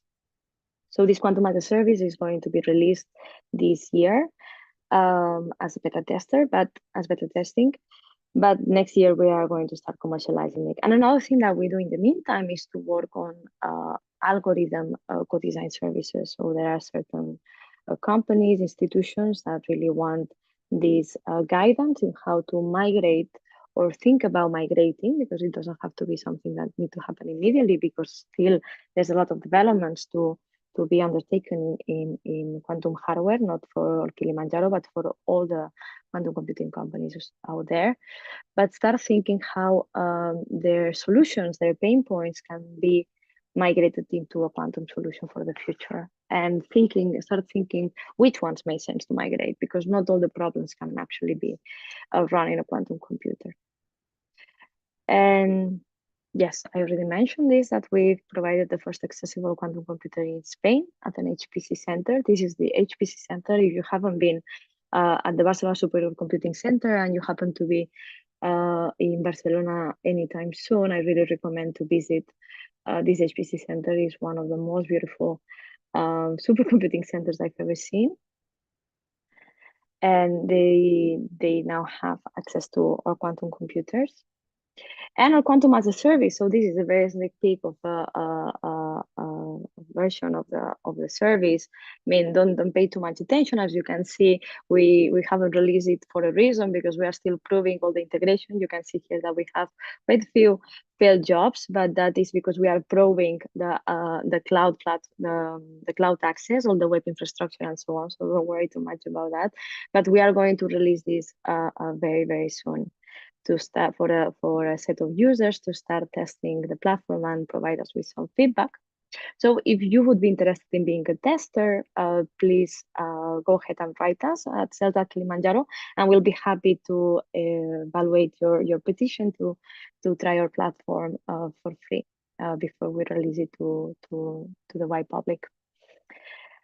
Okay, and let's very briefly jump into the applications of analog quantum computing, because I mentioned the applications at the beginning, but where we are at the moment. So we see three main applications of analog quantum computers. I don't count here quantum inspired. Quantum inspired, as you can see, does not need any qubit, because there are algorithms that have inspiration on how we build algorithms in quantum computing, but that they run in classical machines. Sometimes these algorithms, just by the fact of writing them differently provides some advantages, but they are still limited by the limitations of the classical hardware. If we want to go full quantum, then we need quantum hardware. And the simulations, the applications that we can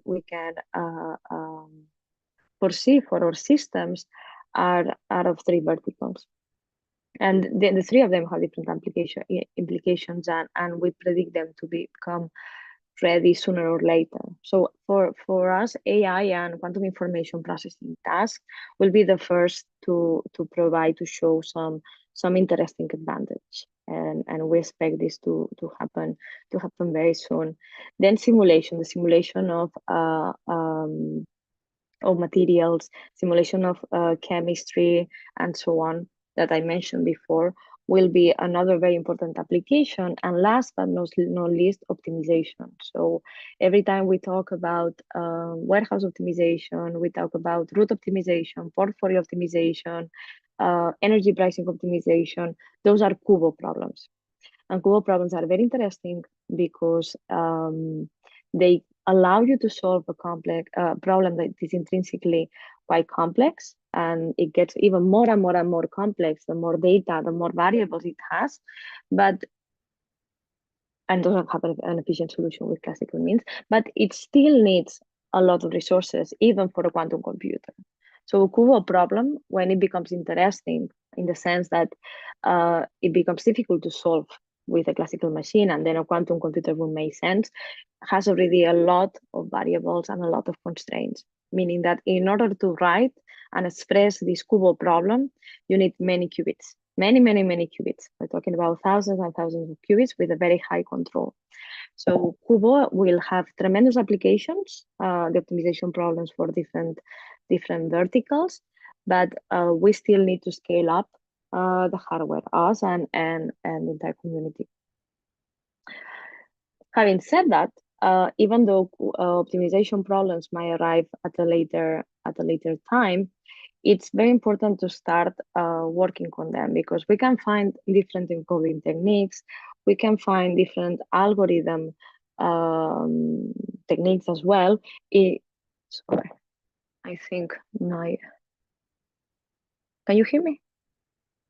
Yes, we can find different algorithmic techniques in order to speed up the time they will come available by reducing the resources that they require in terms of number of qubits, in terms of coherence, and so on. So it's very important to start exploring them, even if they are going to be run on a classical machines via quantum-inspired approach.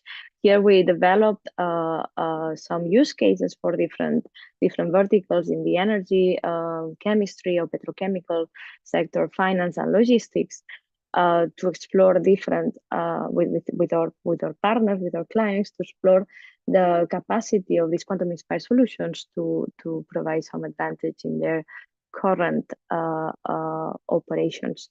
And in fact, we managed, as I said before, to find some important time reductions in the computation or better accuracies. Then, for instance, with the energy vendor that we work with, we managed to reduce the time it took them to calculate the energy price on a daily basis by 75%. And yes, that was classical with quantum inspiration, but it's already of use for the client and for the company. So this is very important to highlight. In terms of the software, just very briefly, because I think I'm running out of time, we are developing the full stack of the software as well. So I already mentioned, from a language that is capable on describing the algorithms based on Kibo, and this is already functional, and you can find it online, all the way down to the different libraries and APIs that you need to interact with the hardware, and also not only with the analog QPU, but also with the classical simulators and the digital QPUs. And in terms of hardware, and now here I'm gonna make a point on the distinctive architectural traits that we have, and what differentiates us from the rest actually, are these three main ones. So very simply put, one of them is that we follow an analog quantum computing approach with superconducting qubits. with superconducting qubits, which have been shown so far to be the most scalable quantum computing architecture. There are many quantum computing hardware platforms, and none of them is the winner one, but so far superconducting qubits have shown to be quite good. Of course, they have their limitations, but we chose this one for the scalability reason. And we focus on flux qubits, not transmon qubits, so they're not the ones used for digital quantum computing, because transmon qubits are the ones that allow you to have an analog control by manipulating the flux bias. We also focus very much, and that's part of our vision, not only our architectural focus and hardware focus, but also part of our vision on quality. So we focus on iterating a lot on the chip design in order to maximize coherence times, because we think it's crucial to make sure you have very good quality qubits and small chips before you go to have very large chips. It doesn't make sense, because the bigger your chip is, the more errors you have. So you might as well improve and find a very optimal design at the beginning. And then the interactions between our qubits, that's also a very important differentiator, because we go beyond ZZ, meaning that we don't want to be able to simulate only Ising models, as some other platforms are restricted to, and we want to simulate arbitrary quantum problems, so we can encode a wider variety of problems. So as I said before, analog quantum computers are not meant to be universal, and we don't want them to be universal. We want to focus on specific applications because we think they are not to substitute digital quantum computers either. So analog quantum computers have their forte in the simulation of problems that are intrinsically quantum and analog, but there are other problems that you better use a quantum computer or a classical computer. So we see a world where they will, in the future, where they will be coexisting, because it might be more ideal to use one or the other. And having said that, as analog quantum computers have a very wide variety of algorithms you can run in, and one of them, I'm sure you have heard, are annealing algorithms or adiabatic quantum algorithms. And in principle, adiabatic quantum algorithms are universal. So you can map any arbitrary circuit in a digital quantum computer into an adiabatic process, even though it comes with a lot of complexity. So you might not always want to do that, to be honest. And in terms of our flux qubit chips, this is one of the type of designs that we pursue. As you can see, they are more complex than transmon qubits. We have more junctions. And this allows us to have to improve the coherence times of them, and this is part of our focus on trying to have very high quality qubits before we scale up the platforms. We are at the moment 51 quantum engineers in the company, and we're growing. And we are just moved to our new labs, which is also very nice. So if you ever come to Barcelona, we are now in the city center. We are still in the process of moving, but you can ping us, and we'll be delighted to show you our labs and our new offices. And having said that, this is all. Thank you very much for the attention, and I hope this was interesting. Perfect. Thank you so much, Marta. Yes, it was indeed interesting, and thank you for getting us to this journey from the Kilimanjaro Pass and all the explanations. So a critical step in the adoption of classical computers was the availability of high-level abstract programming language, and these do not depend on the specific hardware, right? And if you presume the same holds for the quantum computing, so where are we today with high-level programming language, and what is the outlook? High-level programming language on quantum computing. Mm-hmm. So that's a very interesting question, because usually when we talk about programming languages, we talk about Qiskit, we talk about Gibbo, OpenFermion, and so on. And we tend to think as physicists or quantum engineers that those are high-level programming languages, when indeed they are not, because you really need to understand very well how you are going to build the algorithm. You need to understand quite a bit about Hamiltonians, about quantum circuits, and so on. So one important thing to start thinking about and doing, and we are actually doing this in Kilimanjaro. I didn't mention this, but we are pursuing it, is to add even more layers of abstraction, because at the end of the day, if we want this industry to be democratized and have users from different background and spaces to use it, you need to adapt them as much as possible to their knowledge. So you need to be able to add some middleware in between that allows to translate the way they are used to encode the problems. For instance, if you have an optimization problem, a Kubo problem, they use sometimes a library called Pyomo, and translate from Pyomo into a Kubo problem that can then be like a Hamiltonian that can then be run as a variational quantum algorithm in a digital quantum computer, or as an annealing algorithm in an analog quantum computer. Mm-hmm. But this is a very important focus that we should all be caring about, because it's the way to approach quantum computing to the rest of the world. Sure, yeah. And is there already some sort of an open SDK for developers to test the analog algorithm specific to your hardware layout, or how can developer access it? Yes, so this will be released soon. This will be released in early 2025.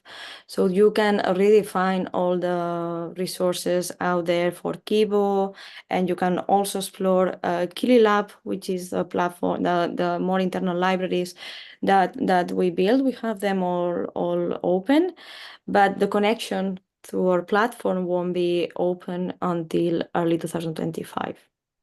Perfect. We look forward to it. And how many analog qubits does Kilimanjaro have available now? And how Yes, many will, so yeah. So as I said, we are focusing on systems at the moment to put into production with very moderate size. I say those qubits are quite different because they are not being developed by anybody else, and the architecture is quite special. So we don't want really to scale up too fast before making sure we feel confident, and the community also feels confident and happy with this architecture. So we are working with chips of 2, 5, and 10 qubits, and at the moment we want to keep iterating, testing, and improving the architecture, and start also, of course, scaling it up from there. Very good. Thank you so much, Marta. We wish you and Kilimanjaro most of success in the coming years and going on. And thank you for being here today and for your presentation and answering all the questions. Thank you so much. Thanks for having me. Thank you. Next, I would like to ask our last speaker, Sebastian Zanca. He is the CTO of the HQS Quantum Simulation. And yeah, Sebastian, you can start sharing your screen and talk about the non-unitary gates in quantum algorithm, about overcoming the barren plateau problem.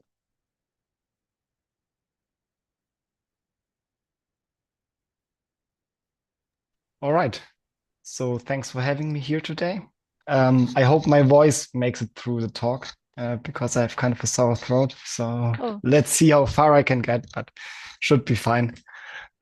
Maybe I'll try to keep it shorter, which might also be in the interest of people today.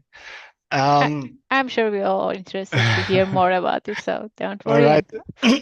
Yeah, wish you more success. Yeah, go on, please. Thank you. So yeah, maybe similar to Marta, I will also less focus on actual applications and more on a path from NISQ quantum computers towards an application that can also have quantum advantage, even maybe on NISQ or on error-corrected quantum computers. And the ansatz that we pursue here is based on non-unitary time evolution, or non-unitary gates, as it's called here. And we think that this is a very, very promising approach towards difference application in quantum computing. So maybe let me start with a couple of words about HQS. So HQS is a company, or we as a company develop software that allows our customers to explore systems on the quantum level, or in other words, to simulate systems that have a strong quantum mechanical component. Originally, we come from the simulation of materials or molecules, but in principle, the software that we develop can also be used in areas like machine learning, and in particular, the approach I'm going to show today. So HQS was founded in 2017 as a spin-off of a working group from the KIT in Karlsruhe, so the former university. And since then, we have grown constantly from something like 9 employees in 2018, 2019, where we had first consulting projects with customers like BASF, Bosch, or Merck, towards a company with now 44 employees in 24. Where on this way, we did a lot of different research and customer projects with institutions like the LAZ, the Forschungszentrum in Jülich, with some Fraunhofer institutes, but of course also with industry, like the first partners, BASF, Bosch, remained partners, or also Merck, and also people like Covestro, for example. And during this time, we also developed our software product, which has now been published as HQ Stage. And with this software toolbox, we provide software for different use cases, in particular for a thing we call system path ansatz, which is the topic for today. And also, for example, for NMR applications, where we also see a great chance for quantum computers to do something meaningful even in the near future. So as I've mentioned, as HQS, our main focus has always been the quantum simulation, which means simulation of materials or other systems that intrinsically behave quantum mechanically, or where we need quantum mechanics to describe their behavior. We also look into quantum machine learning, in particular with reservoir computing and also classification. And a last use case we usually don't consider so much is optimization. However, as I've mentioned today, it's less about the actual use case and more about a way to implement stuff on a quantum computer. And for all the different use cases we have here, we can in general describe the process of mapping it to a quantum computer, or to bringing it onto a quantum computer, as we first have to encode it on the quantum computer. So we map it to a spin system or a qubit system, which is mathematically the same. And for all those systems, we usually are interested in finding a low energy state of the given system, or Hamiltonian. So this is true for quantum simulation, where we usually look for ground states or other stable states. But this is, of course, also true for optimization, where we try to find the optimal function, which in the end means we need to find the low energy state of the Hamiltonian we mapped it onto. So the goal is to find a low energy state. And if we look at today's quantum computing landscape, what's usually done is that we or other people are using variational algorithms to find the ground state of a given Hamiltonian or system, which means that we apply a parameterized circuit on the quantum computer. We measure the energy of the system, and we try to optimize the parameters of the circuit to get a low energy, or the lowest possible energy. However, there are certain issues with those variational algorithms, and one is the so-called barren plateau. And this can be understood maybe in terms of so-called local unitary perturbations, So if you think of a parameterized circuit and changing the parameters and applying this to a state on the quantum computer, this is the same as applying a small unitary perturbation to a given state of the quantum computer. And one aspect that has been also shown in this paper here by Preskill and others is that a general n-qubit Hamiltonian encoded in a quantum computer or whatever, for such a system, every pure state is a so-called approximate local minimum of this Hamiltonian. What does this mean? This means that if we apply such a unitary perturbation, the energy that we get out of the circuit does at most change exponentially small with this perturbation. This means if we are here, or if we look at this energy landscape and we are sitting somewhere here, and we change the parameters of the circuit, we see that there is practically no change in energy. And this means, it's almost impossible to get to this ground state if we are sitting here. It's very difficult. But this also means that it's very difficult in general to get to the ground state of a given Hamiltonian, even on a quantum computer or for a quantum computer. So it's not clear that a quantum computer can find the ground state of every Hamiltonian that we have. So does this imply that we don't have any chance for quantum computers to get to interesting, like, low energy states? Of course not, at least not in our opinion. And we can also try to look at nature and understand that in nature, materials and other systems still find a stable state in a finite time. So this means in nature, somehow a system finds an actual minimum in this energy landscape. And can it be that nature is, like, more powerful than a quantum computer? Well, kind of. And the reasoning, or the reason for this, is that in nature, if we look at a system, sorry, we can usually not consider this system as being isolated from its environment. But every system we have in nature is, like, connected to the entire surroundings of the system, which means that it can lose energy towards this environment. And this coupling to the environment in the end leads to a so-called non-unitary time evolution, or non-unitary evolution of the system. And this is actually how nature can cool down a system to a meaningful low energy state. And now the question is, can we use this on quantum computers? And if we can use it, do we gain any advantage? And the answer is yes, we can use it on a quantum computer. So on the same paper, they provided a quantum algorithm they called the thermal gradient descent that can be used on the quantum computer to find low energy states given this thermal or non-unitary perturbations.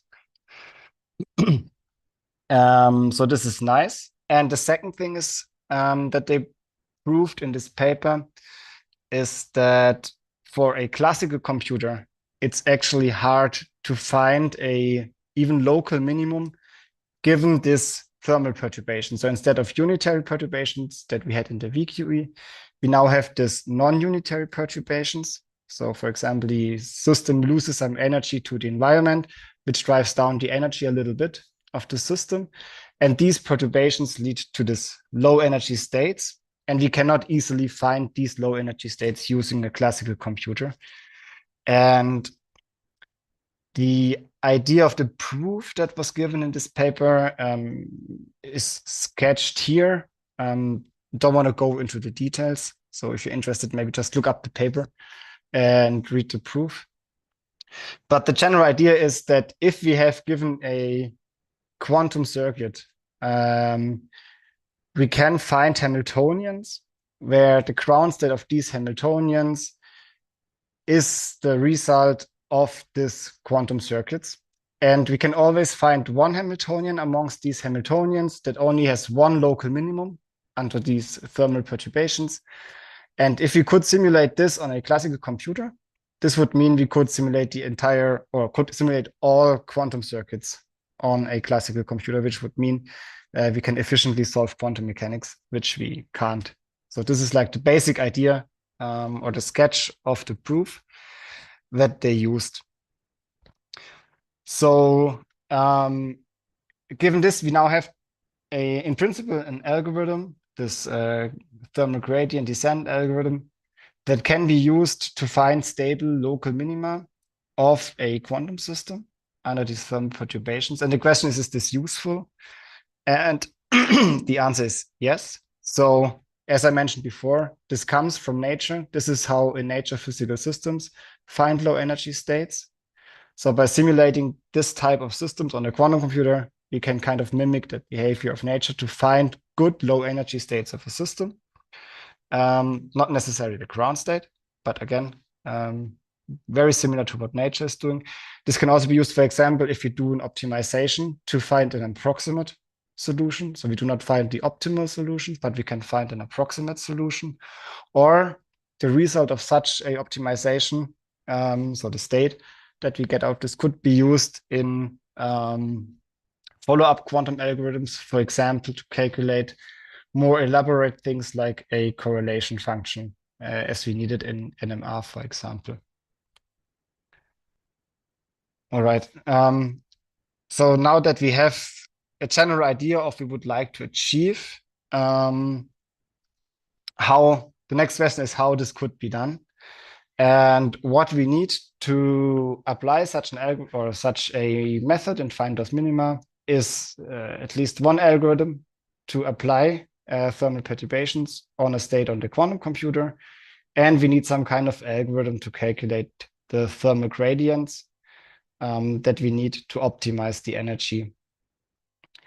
And the general algorithm looks like this. So we prepare, or we have a state prepared with a certain energy. Then we use the second algorithm to calculate all the different thermal gradients that we could get under this non-unitary perturbations.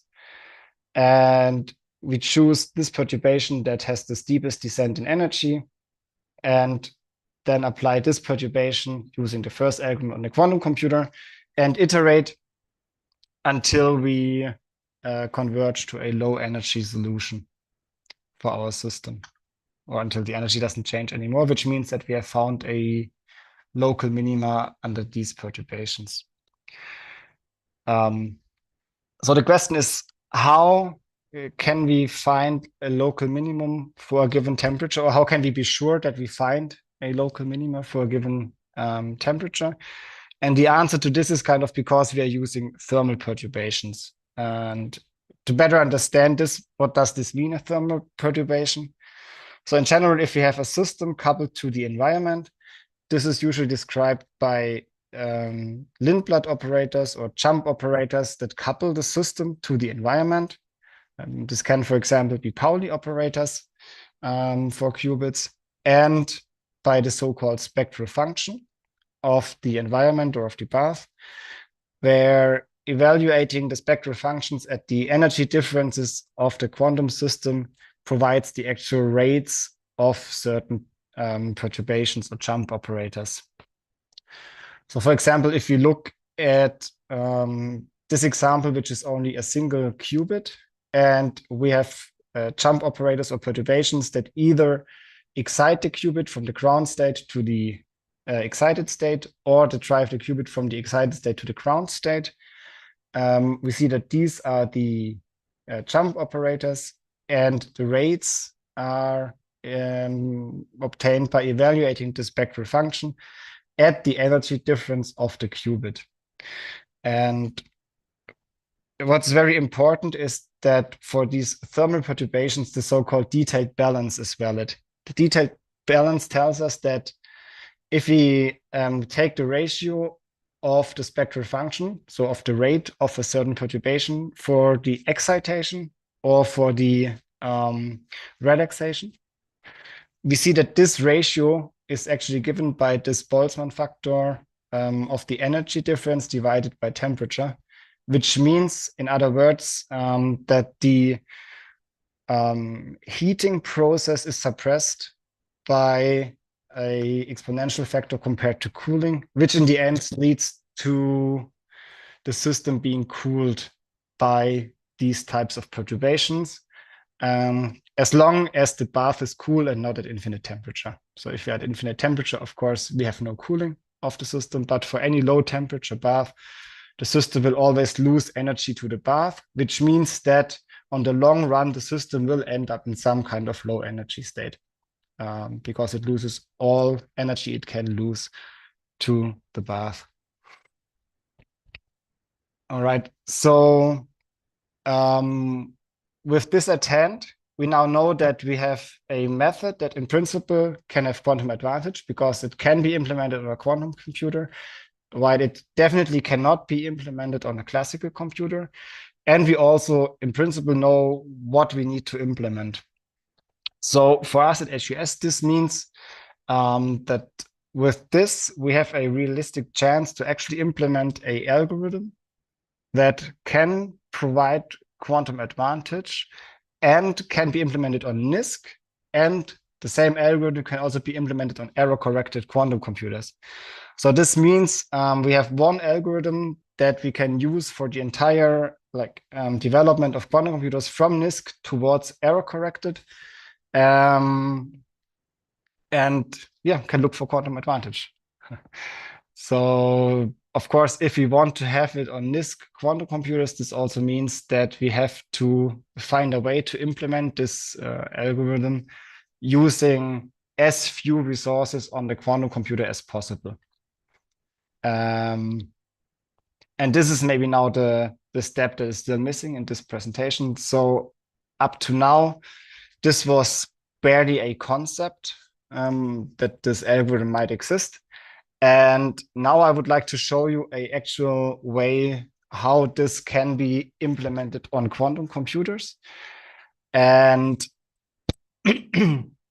the best way to actually implement this, or a way that uses as few resources as possible, and as few ancilla qubits in particular as possible, is to simply apply the non-unitary time evolution on the quantum computer. So this means we encode the system on the quantum computer and we encode the bath somehow on the quantum computer. How could this be done? One issue is that standard quantum computers only provide unitary gates. So we don't have a way to directly implement non-unitary evolution on the quantum computer. However, on NISQ quantum computers, we always have a lot of noise on the computer. I mean, usually this is an issue. For this approach, this is actually a resource that we can use to implement the non-unitary evolution, just using the noise that is present anyways. And if we move on or forward to error-corrected quantum computers, we can actually replicate noise by applying additional gates that use a measurement in between during the simulation, which actually implements a non-unitary evolution. And these are then these non-unitary gates that were in the title of this presentation. There's one issue that I have not really mentioned so far, and that is, I had already said that the rates for these thermal perturbations are evaluated as the spectral function, or are the spectral function evaluated as the energy differences of the system. And if we want to implement those perturbations on the quantum computers, on a first glance, this would mean that we have to first diagonalize the system, so entirely or completely solve it, get all the energies of the system, and then calculate the rates. So this would mean we would have to solve a problem that's actually even harder than trying to just get one eigenstate of the system, namely the ground state, but we have to get all states of the system. And here again, we take inspiration from nature. And in nature, it's the same. The evolution, the time evolution of a system that happens is always the system coupled to the bath. So a system bath time evolution. And during this time evolution, the system automatically exchanges excitations with the bath.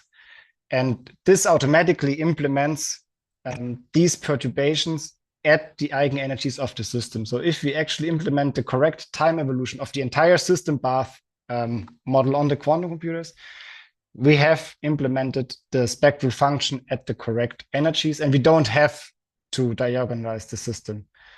And we don't need any prior knowledge.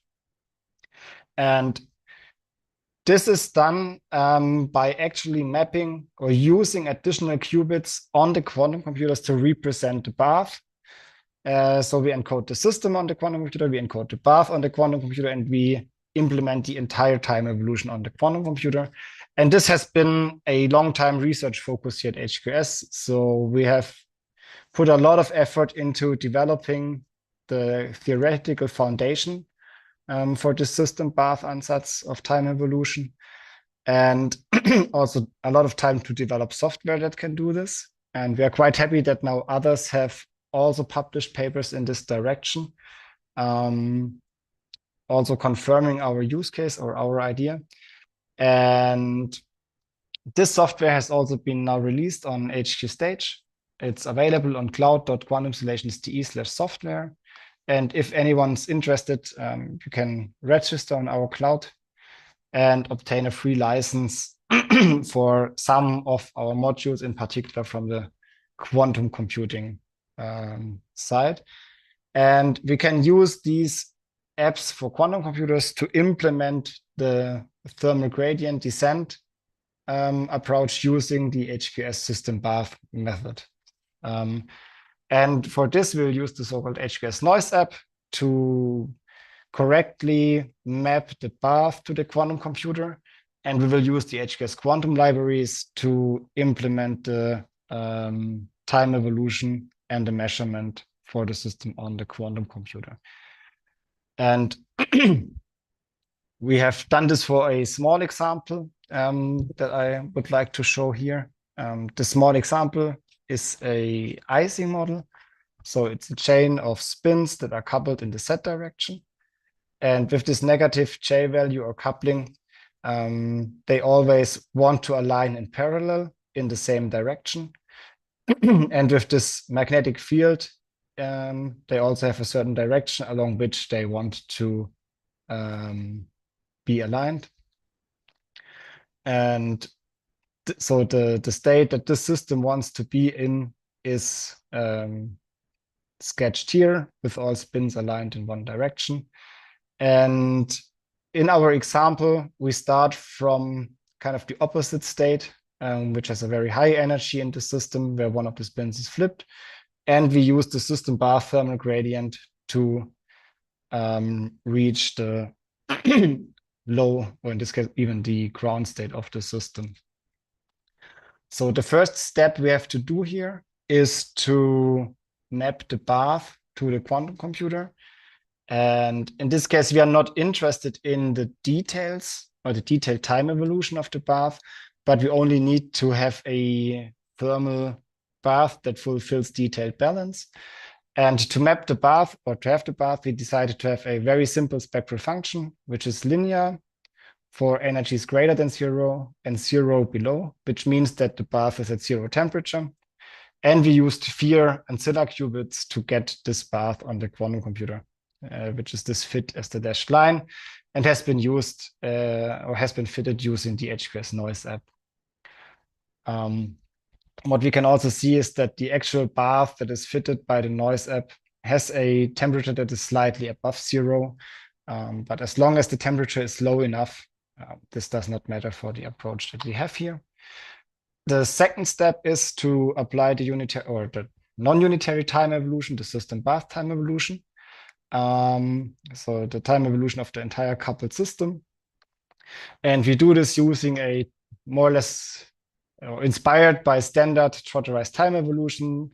So we do small time steps to a system time evolution, system path interaction, and then we do the non-unitary evolution of the path that implements, in this case, the energy loss that the path has to stay at low temperature. And we repeat it, we repeat this n times, and the bigger this n is, the more repetitions of this circuit we have, the better our resolution of this spectral function will be. and the better we can reach the ground state of the system. We then need to create trial circuits for the thermal gradient or for the thermal perturbations. In this case, we just choose Pauli operators in the X, Y, Z direction for all the different system qubits to the bath qubits. We calculate the energy for all the different candidates we get out of the different couplings.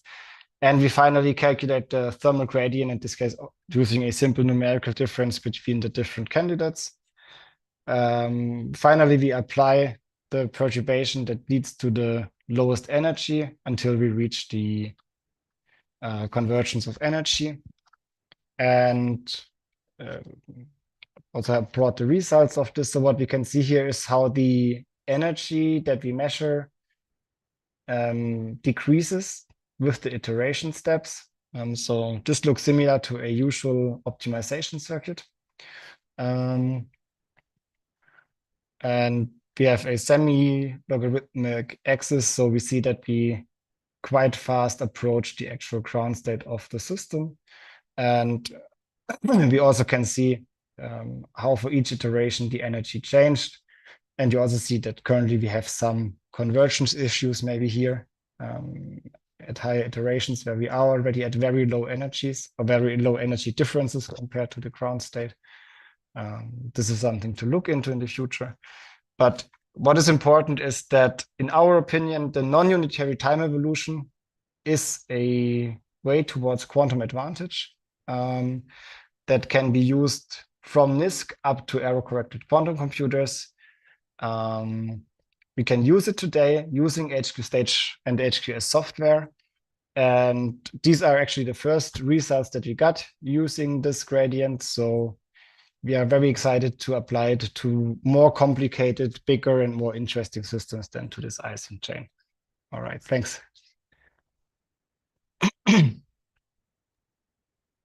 Perfect. Thank you so much, Sebastian.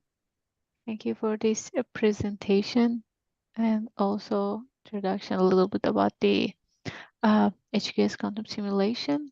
Really enjoyed it, and I wish you and also HQS continue its growth and prosperity. So maybe just I would like to know that in between you mentioned spins as qubit. So do you only use the spin qubits, or is it possible to implement your algorithm on spin qubits? Okay, yeah. So what I meant is that from a mathematical description point of view, a qubit and a spin are the same object. So our software and our method runs on every type of quantum computer that is implementing qubits. However, actually we prefer superconducting qubits, because for superconducting qubits, damping or decay of qubits is currently a predominant source of noise. And with damping, it's way easier to implement this type of system path evolution where we need to lose energy of the qubits that represent the path. And with damping, this is kind of easy to simulate because we know that the ground state of a qubit means we have lost energy, and we can always make sure to stay in the ground state for the path qubits. So superconducting qubits are preferred, but it runs on every type of qubit.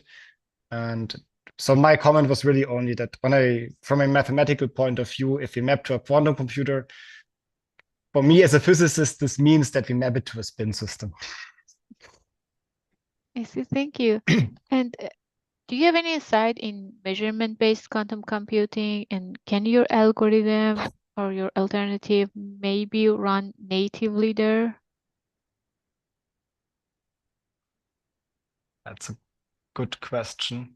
So, I mean, might be hard to use a full measurement-based approach here, because what we need is a kind of combination of this unitary evolution and non-unitary gates only on the bath qubits.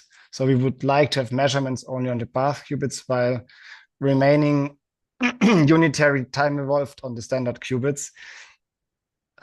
So I don't see it directly, to be honest. But in principle, it might be possible because, of course, in a measurement-based setup, implementing non-unitary evolution is kind of straightforward. So it might still be possible. On the other hand, it might even be easier to use analog devices, as we've seen them earlier today quite a lot, and try to bring this kind of nature-inspired non-unitary time evolution to an analog device, and try to use the noise that's present there to implement this type of evolution. So I think this is likelier than using a measurement-based setup. I see. Very well. Thank you again, Sebastian, for this nice presentation and also answering that question. Really enjoyed your talk.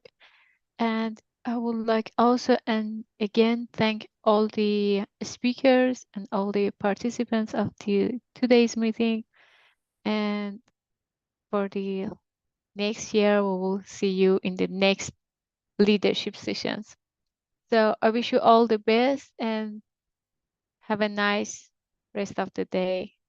Thank you all and goodbye.